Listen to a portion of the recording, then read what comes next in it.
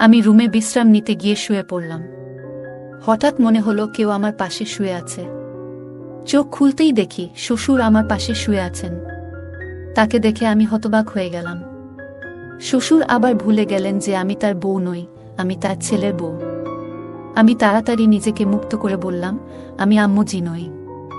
কিন্তু তিনি নিজের আবেগে মগ্ন ছিলেন। এত বয়সে এসে তার এই উত্তেজনা দেখে আমি হতবাক হয়ে গেলাম। তারপর তিনি আমার হাত ধরে টেনে নিলেন।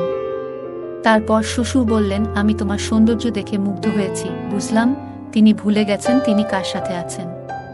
তারপর আমার সাথে যা হলো তা কখনো কল্পনায় করতে পারিনি। আমার নাম লায়লা। আমি অনেক সুন্দর দেখতে, শরীরের গঠন আর নাই বা বললাম। একটু স্বাস্থ্যবান হওয়ায় আমাকে নাকি আরো বেশি সুন্দর লাগে, এটা সবাই বলতো।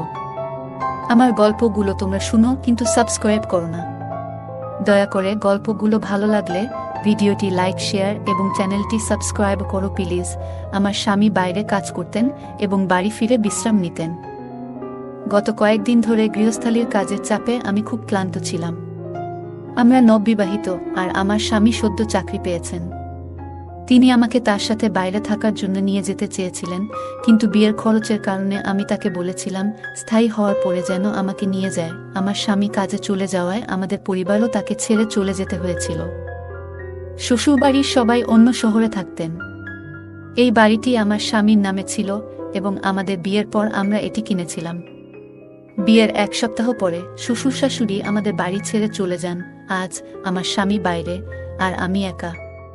তিনি তার বাবা মাকে আমাদের বাড়িতে রেখেছিলেন যাতে তারা আমার সাথে থাকতে পারে। ক্লান্ত হয়ে রেল স্টেশন থেকে ফিরে আমি রুমে বিশ্রাম নিতে গিয়ে শুয়ে পড়লাম। হঠাৎ মনে হলো কেউ আমার পাশে শুয়ে আছে। আমার আতঙ্কে চোখ খুলতেই দেখি শ্বশুর আমার পাশে শুয়ে আছেন। তাকে দেখে আমি হতবাক হয়ে গেলাম।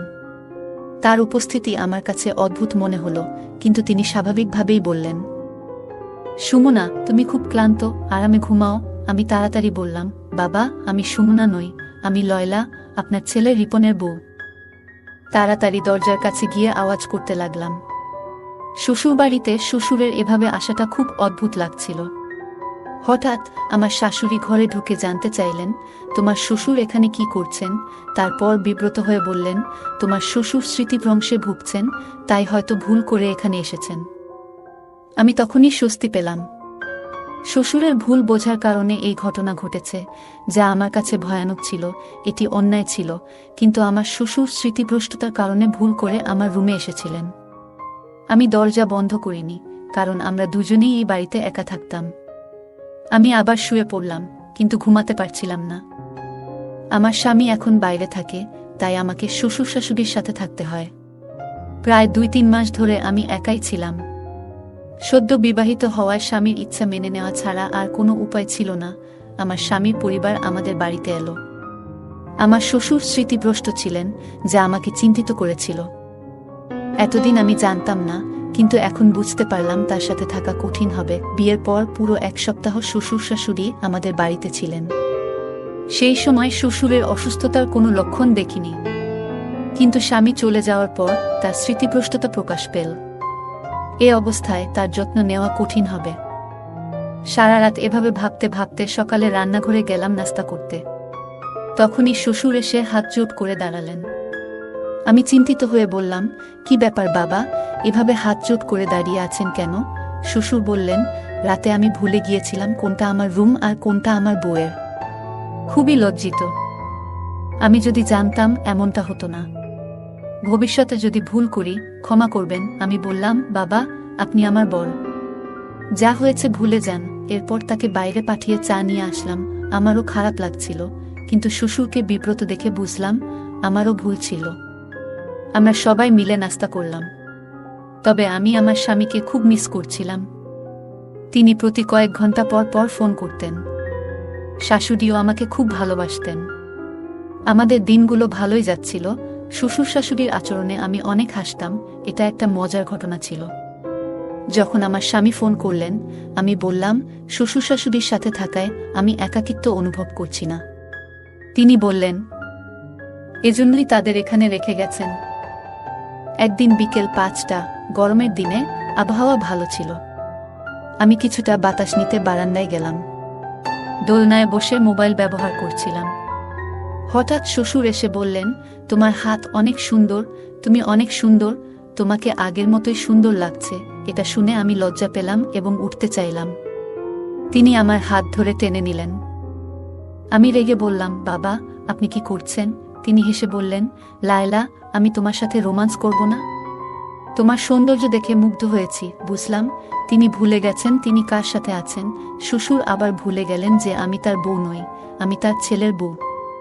আমি তাড়াতাড়ি নিজেকে মুক্ত করে বললাম, আমি আম্মু জি নই। কিন্তু তিনি নিজের আবেগে মগ্ন ছিলেন। এত বয়সে এসে তার এই উত্তেজনা দেখে আমি হতবাক হয়ে গেলাম। এই সময় মা ঠান্ডা হাওয়া খেতে খেতে বারান্দায় এসে জিজ্ঞেস করলেন, কি ব্যাপার, কোনো সমস্যা আছে? আমি উত্তর দেওয়ার আগেই মা শ্বশুরের হাত ধরে তাকে ছাদ থেকে নামিয়ে নিলেন। তিনি বললেন, শ্বশুরের দিনে কয়েকবার এমন খিঁচুনি হয়। পরের দিন রিপন ফোন করল। আমি তাকে বিষয়টি বলতে চাইলাম, কিন্তু মা এসে বললেন, তুমি তোমার বাবার কর্মকাণ্ডের কথা বলো। শ্বশুর জানতেন যে আমার স্বামী প্রতিদিন সন্ধ্যা 4টায় ফোন করে। শ্বশুর মোবাইল নিয়ে আসলেন এবং রিপনের সাথে কথা বলার সময় তাকে কথোপকথনে জড়িয়ে ফেললেন। অনেকক্ষণ পর যখন শ্বশুর ফিরলেন, তখন আমি রিপনের সাথে কথা বলার সুযোগ পেলাম না। মা বললেন, কেন কল কেটে দিল? এরপর বললেন, রিপনের একটি গুরুত্বপূর্ণ মিটিং আছে, রাতে ফোন করবে, তখন কথা বলো। সারা রাত অপেক্ষা করেও রিপনের কল পেলাম না। আমার শাশুড়ি পাশে বসে টিভি দেখছিলেন। তিনি বললেন, বৌমা, তোমার বাবার কাজের সঙ্গে রিপন এর কোনো সম্পর্ক নেই। দয়া করে তাকে এ বিষয়ে কিছু বলো না, নইলে সে টেনশনে পড়ে যাবে। আমি সময় মতো ওষুধ দিচ্ছি, তোমার বাবা তাড়াতাড়ি সুস্থ হয়ে উঠবে। আমি বিভ্রান্ত হয়ে মায়ের দিকে তাকালাম। তিনি বললেন, আমরা অনেক বছর ধরে বড় ছেলে ও পুত্রবধূর সঙ্গে থাকছিলাম। ওরা আমাদের খুব কষ্ট দিত, তাই রিপন যখন আমাদের এখানে থাকতে বলল, আমরা খুশি হলাম। তোমার বাবা সিঁড়ি থেকে পড়ে গুরুতর চোট পেয়েছিলেন। এরপর থেকে আমাদের বড় ছেলে ও মেয়ের জামাই আমাদের বাড়ি থেকে বের করে দিতে চেয়েছিল। রিপন আমাদের তার বাড়িতে রাখার সিদ্ধান্ত নিয়েছে এবং তোমার বাবার ওষুধের খরচ বহন করছে। জামাই, তুমি একদম অন্যরকম। তোমার বাবার ওষুধের খরচ বহন করছে এবং এখন সে এখানে এসে আমাদের সাহায্য করেছে। এখানে বসবাস করে আমি স্বস্তি পাচ্ছি। আগে ভয় ছিল যে রিপন তার ইচ্ছামতো বিয়ে করে বর পুত্রবধূর মতো কাউকে নিয়ে আসবে, কিন্তু তোমার সঙ্গে থেকে এখন স্বস্তি পাই। ছেলেটাও ভালো আর মেয়ের ভালো, তাই রিপনকে কিছু বলবেন না, যেন চিন্তিত না হয়। তোমার বাবার অবস্থা আগের থেকে ভালো, কিন্তু রিপন তার বাবা মায়ের প্রতি খুব সদয়। তিনি আমাদের সমস্যার সমাধানের জন্য আমাদেরকে তার বাড়িতে নিয়ে এসেছেন। যদি বলো তোমার বাবার খিঁচুনি আছে, রিপন কষ্ট পাবে এবং হয়রানি করবে। আমাদের সে ছাড়া আর কোনো সাপোর্ট নেই। আমরা ছোট ছেলের বাড়ি থেকে বের হলে কোথায় যাব? শ্বশুর শাশুড়িকে এই বৃদ্ধ বয়সে কোথায় নিয়ে যাব? মায়ের কথা শুনে মন ভেঙে যায়। বড় ছেলে ও পুত্রবধূর অবহেলার কারণে শ্বশুর শাশুড়ি তাদের বাড়ি ছেড়ে চলে এলেন। আমি শ্বশুর শাশুড়ির কষ্ট বুঝি, কারণ আমার বাবা মাও চলে গেছেন। রিপনের বাবা মায়ের প্রতি ভালোবাসা দেখে খুব খুশি হই। শ্বশুরের নানা কাজ আমাকে দুশ্চিন্তায় ফেলত। কখনো তিনি আমার কাছে আসতেন, কখনো কোলে নিয়ে যেতেন, কখনো প্রশংসা করতেন, যা আপত্তিকর মনে হতো। তিনি আমাকে নিবিড়ভাবে তাকিয়ে দেখতেন। আমার ঘরে প্রবেশ করার চেষ্টা করতেন আর আমাকে তার স্ত্রী মনে করে অদ্ভুত কাজ করতেন। মাও আমাকে নিষেধ করলেন, তাই আমি মাকে জিজ্ঞেস করলাম, বাবাজি কি ওষুধ খাবেন? পাপাজির স্মৃতিভ্রংশতা বেড়েই চলেছে। সবচেয়ে কষ্টের বিষয় ছিল শ্বশুরমশাই শুধু তার স্ত্রীর ব্যাপারে ভুলে যেতেন, বাকি সবকিছু মনে রাখতেন। অনেক সময় ইচ্ছাকৃতভাবে তার ব্যক্তিগত জিনিস লুকিয়ে রাখতাম, কিন্তু তুচ্ছ জিনিসও তিনি মনে রাখতেন। তিনি শুধু আম্মুকে ভুলে যেতেন, আমাকে মা ভাবতেন না। মনে হতো তিনি স্মৃতিভ্রষ্টতায় ভুগছেন না। যদি ইচ্ছাকৃতভাবে করতেন, তবে তাকে সহ্য করতাম না। স্বামীর চলে যাওয়ার পরে 3 মাস অনেক কষ্টে শ্বশুর শাশুড়ির সাথে কাটিয়েছি। রুমের দরজা বন্ধ করে ঘুমাতাম এবং সারাদিন মুখোমুখি না হওয়ার চেষ্টা করতাম। একদিন দুপুরে দরজায় তালা লাগাতে দেখলাম দরজাটা ভাঙা। চিন্তিত হলাম, কারণ সকাল পর্যন্ত দরজার তালা ঠিক ছিল। বিকালে ঘুমানোর সময়ও আমি সবসময় রুমের তালা লাগিয়ে রাখতাম, কিন্তু আজ তালাটা নষ্ট হয়ে গেছে। কোনোভাবে দরজাটা ঠিকমতো বন্ধ করেছিলাম। রাতে ঘুমাতে গেলাম, কিন্তু দরজা খোলা থাকায় ঘুমাতে পারছিলাম না। রাত 3টায় ঘুমিয়ে পড়লাম। সকাল 6টায় ঘুম ভাঙল। অবাক হয়ে দেখলাম আমার স্বামীর বদলে শ্বশুর আমার বিছানায়। আমি শ্বশুরকে জাগালাম, কিন্তু তিনি আমাকে সুন্না বলে ডাকতে লাগলেন এবং আমাকে জড়িয়ে ধরার চেষ্টা করলেন।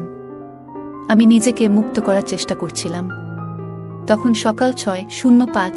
স্বামী রিপন হঠাৎ 3 মাস পর ঘরে ঢুকে পড়লেন।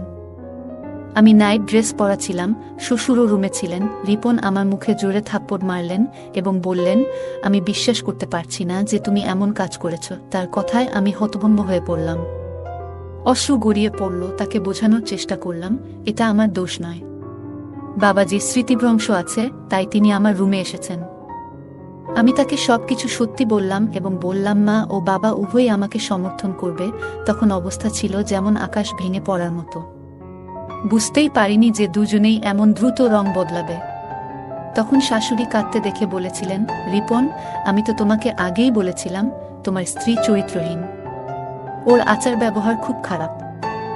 আমি অনেকদিন ধরে তোমাকে বলছি যে তোমার স্ত্রী তোমার বাবাকে পটানোর চেষ্টা করছে, সে তোমাকে ছাড়া থাকতে পারছে না, তাই এমন করছে।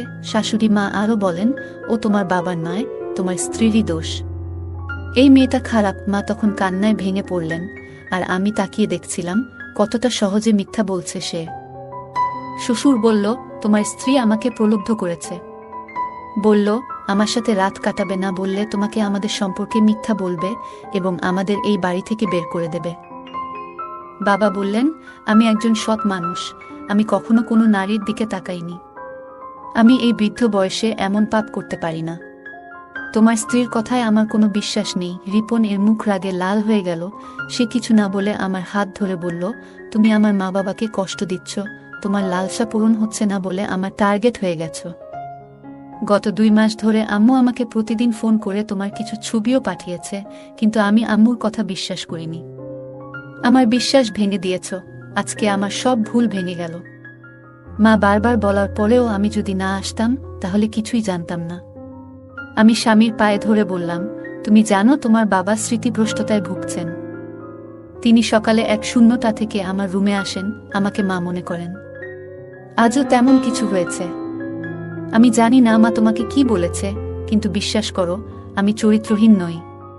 তোমার বাবাকে আমি নিজের বাবার মতো দেখি, তার সাথে খারাপ কিছু করব কেন? রিপন বলল, আর কিছু শুনতে চাই না। সব শেষ। আমি বললাম, ভগবানের দোহাই, এসব বলো না, আমার সংসার ভেঙে যাবে।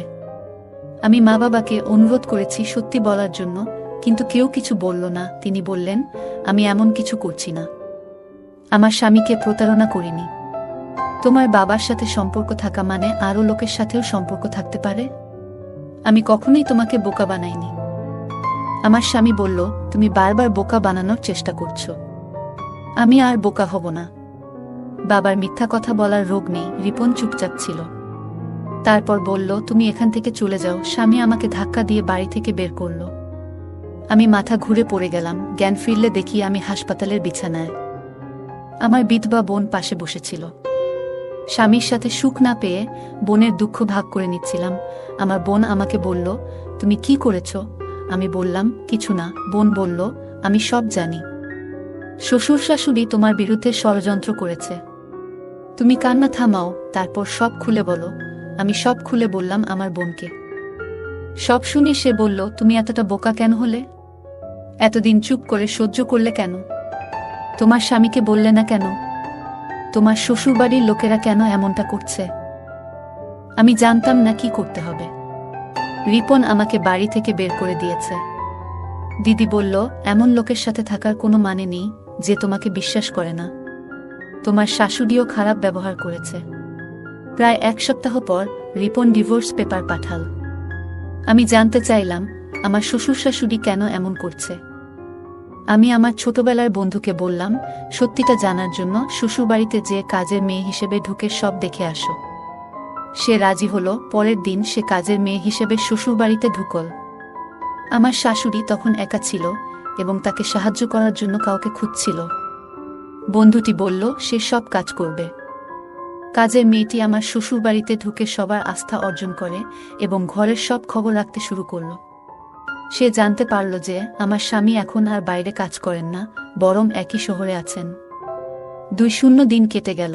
আর আমার বন্ধু সব শোনার পর শ্বশুরবাড়ির সব কথাবার্তা আমাকে জানাল। আমি বুঝতে পারলাম আমার সঙ্গে খারাপ আচরণের কারণ হলো আমার স্বামীর বড় ভাইয়ের বউয়ের কঠোর স্বভাব। শাশুড়ি বললেন বড় ছেলের স্ত্রী খুব খারাপ এবং লোভী ছিল, আর আমার শ্বশুর শাশুড়ির উপর অনেক অত্যাচার করেছে। শ্বশুর মশাই অনেক কিছু জানলেও তার ছেলে কিছু বলেনি। আমার স্বামী ছিল আলাদা। তিনি শহরে থাকতেন এবং নিজের উপার্জিত অর্থে আলাদা বাড়ি কিনেছিলেন। পরে বাইরে কাজ করতে গিয়েছিলেন। শ্বশুর মশাই যখন বুঝলেন যে ছোট ছেলে অনেক উন্নতি করেছে, তখন শ্বশুরবাড়ির লোকজনকে বললেন কোনোভাবে আমার ছোট ছেলের বাড়িতে ঢুকে তার বউকে বের করে দাও, আর তারপর আমাদের সেখানে নিয়ে যাও। এভাবেই তারা আমার বিরুদ্ধে ষড়যন্ত্র শুরু করল। তারা আমাকে দোষারোপ করে সমাজে অপদস্থ করার পরিকল্পনা করল। তাদের লক্ষ্য ছিল আমার স্বামীকে প্রভাবিত করে বাড়িটি তাদের নামে করিয়ে নেওয়া। বড় ভাইয়ের বউ এবং ভগ্নিপতি খুব লোভী হয়ে পড়েছিল এবং তারা এই বাড়ি নিজেদের নিয়ন্ত্রণে নিতে চেয়েছিল। তবে তারা জানত না সম্পত্তি হস্তান্তর এত সহজ নয়। আমার দৃঢ় বিশ্বাস ছিল একদিন না একদিন তাদের সত্য প্রকাশ পাবে। শ্বশুর শাশুড়ি যা করছিলেন তা বড় ছেলের বউয়ের নির্দেশে হচ্ছিল। শ্বশুর শাশুড়ি ভয়ে ছিলেন, আর বড় বউ তার স্বামীকে এই পথে টেনে নিয়ে এসেছিলেন। এরপর শ্বশুর শাশুড়ি আমার বিরুদ্ধে নানা ষড়যন্ত্র শুরু করেন।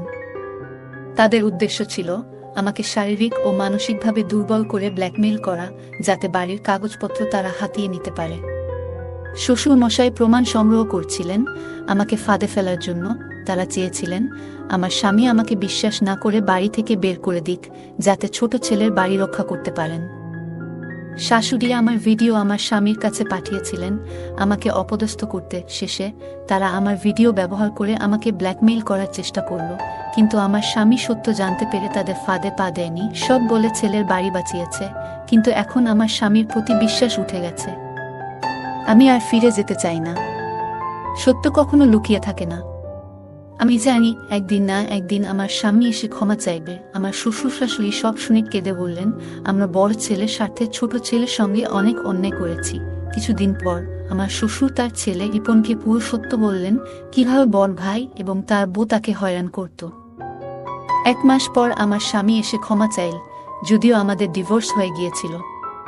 সে বলল তোমার বোন যা বলেছিল তা সত্যি, তুমি আমাদের বাড়িতে ফেরত এসো। সম্পর্ক শেষ হয়ে গেছে, কারণ বাবা মা সবকিছু বলেছে। পুলিশও বড় ভাইকে গ্রেপ্তার করেছে। শ্বশুর শাশুড়িও পুলিশের কাছে পুরো সত্য বলেছে। আমার স্বামী বলল প্লিজ লায়লা, আমার সঙ্গে এসো, তোমার নামে বাড়িটা লিখে দেব। শ্বশুর শাশুড়িও এসে ক্ষমা চাইলেন, কিন্তু আমি তাদের ক্ষমা করতে রাজি ছিলাম না। আমার বোন বলল এখন ওরা বুঝে গেছে, আর ভুল করবে না। তোমার স্বামী তোমার নামে বাড়ি লিখে দিচ্ছে, এর চেয়ে বড় প্রমাণ আর কিছু হতে পারে না। চলো চুপচাপ ফিরে যাও। আমি বোনের কথায় রাজি হলাম। তার বড় ভাই আর তার বউ গ্রেপ্তার হলো এবং স্বামীও বাড়ি ছেড়ে চলে গেল। শ্বশুর শাশুড়ি এখন একাই থাকে। আমার স্বামী এখন একই শহরে কাজ করছেন। আমাকে একা রেখে কোথাও যান না। সব ঠিক হয়ে গেছে। আমার বন্ধুর শ্বশুর বাড়িতে কাজ করে। শ্বশুর শাশুড়ি সব সত্য বলেছে। আমার জীবন এখন ভালো চলছে এবং আমি খুব খুশি। স্বামীর ইচ্ছায় বাড়িটা আমার নামে হয়েছে। গল্পটা কেমন লাগলো জানাতে ভুলবে না। আরও মজার মজার রোমান্টিক গল্প শুনতে চাইলে ভিডিওটি লাইক, শেয়ার এবং চ্যানেলটি সাবস্ক্রাইব করতে এবং বেল আইকনটি টিপতে ভুলবে না। ধন্যবাদ।